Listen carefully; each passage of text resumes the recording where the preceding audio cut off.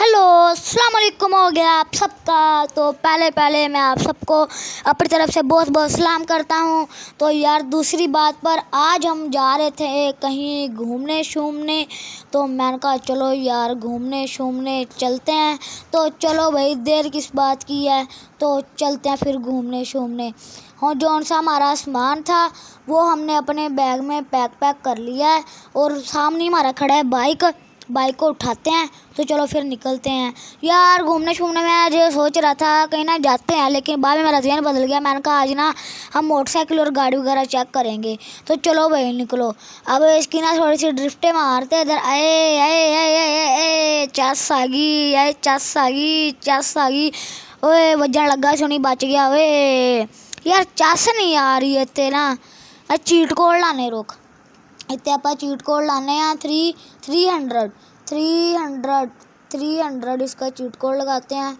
और आए ये हमारी आ गई जैक्स यार, पता नहीं कौन सी बाइक, मुझे नाम भूल गया। Ninja X2R। इसको अब उठाते हैं। इसका ना यार इसका साउंड क्या है यार, इसका साउंड मैंने जब चेक किया मुझे तो मज़ा आ गया।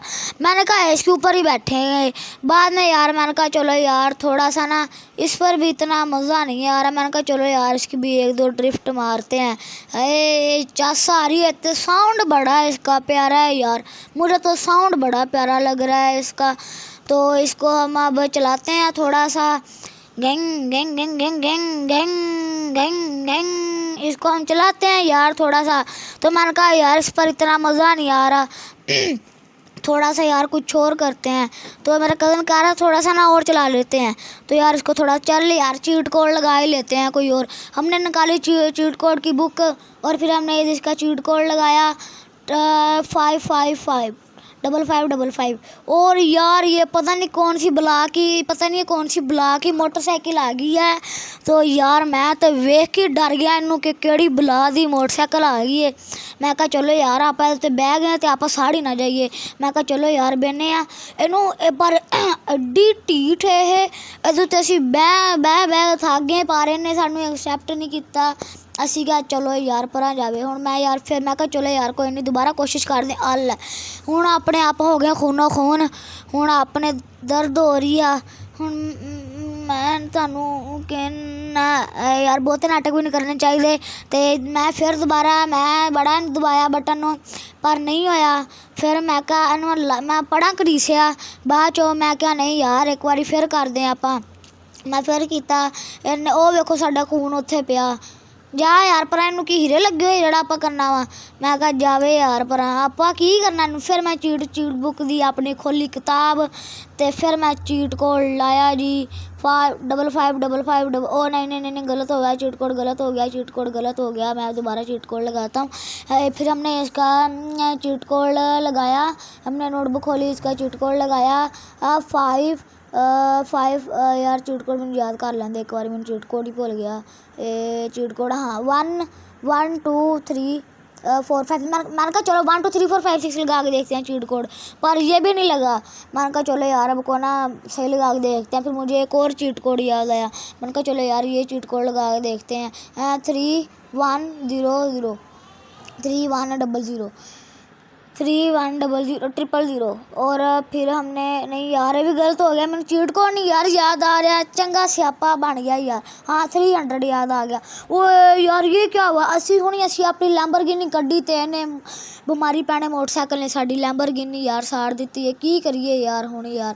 तो यार उन्नी देर तक मैं भज के ना तो दही फड़ लिया। उन्नी देर तक साढ़े चैनल सब्सक्राइब कर दो यार। इसको कोई पैसे लेने यार, दही के पैसे नहीं आ गए। अम्मी ने पैसे दिते सी ओदियां मैं ना यार टाफियां खा लियां अड़ी हुंदी नहीं गी मक्खन बदामी। मैनू पूरे 50 रुपए लब्भे सीगे, मैं 20 रुपए दियां खुद खा लियां, 30 रुपए दियां बाहर वंड दित्तियां। इन्हां को पैसे लेने यार, ये भी कंगाल सानू कुट्टेगा। रुक यार तेनू यार मैं कुछ कह नहीं रहा, मेरा दिमाग खराब हो जाना। इनका नाम बोल बस। ये कोई पैसा नहीं आ गया यार, जमाना नहीं रहा कोई यार, पाकिस्तान कुछ रह ही नहीं गया यार। चलो यार हुण जाने आगे यार आप। फिर मैं चीट कोड कढ़िया। मैं कहा चलो यार दही गोली मारो हुण आप ना अपने कोई निंजा दोबारा कट दें, ओ लैम्बोर्गिनी दोबारा कट दें। भाई मैंने फ़ोन लाया, लैम्बोर्गिनी सामने आ गई, कहती मैं हाज़िर हो गई हूँ। मैंने कहा चलो भैया अब चलाते हैं।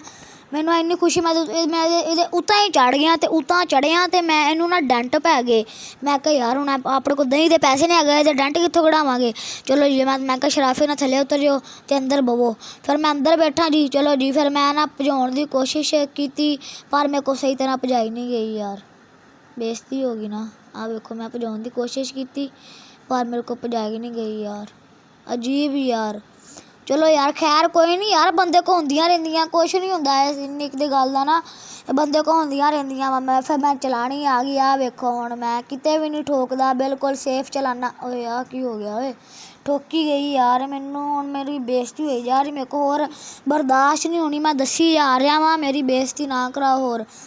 ਹੁਣ ਬਿਲਕੁਲ ਸੇਫ ਚਲਾ ਰਿਹਾ ਮੈਂ, ਬਿਲਕੁਲ ਵੀ ਕੁਛ ਨਹੀਂ ਕਰ ਰਿਹਾ, ਬਿਲਕੁਲ ਠੀਕ ਚਲਾ ਰਿਹਾ ਵਾਂ ਮੈਂ ਯਾਰ। ਇਹ ਫਿਰ ਮੈਂ ਗੰਨਾਂ ਸੀ ਮੇਰੀਆਂ ਅਤੇ ਇੱਥੇ ਗੰਨਾਂ ਸਾਡੀਆਂ ਆ ਗਈਆਂ ਵਾ ਅਤੇ ਇੱਥੇ ਅਸੀਂ ਹੁਣ ਆਪਣੀ ਵੀਡੀਓ ਨੂੰ ਕਰਦੇ ਹਾਂ ਐਂਡ। ਅਤੇ ਅਗਲੀ ਵੀਡੀਓ ਤੁਹਾਨੂੰ ਅਸੀਂ ਦਿਖਾਵਾਂਗੇ ਆਪਣਾ ਜਿਹੜਾ ਸਾਡੇ ਕੋਲ ਸਿਸਟਮ ਵਗੈਰਾ ਗੰਨਾਂ ਵਗੈਰਾ ਉਹ ਦਿਖਾਵਾਂਗੇ। ਅੱਲਾ ਹਾਫਿਜ਼।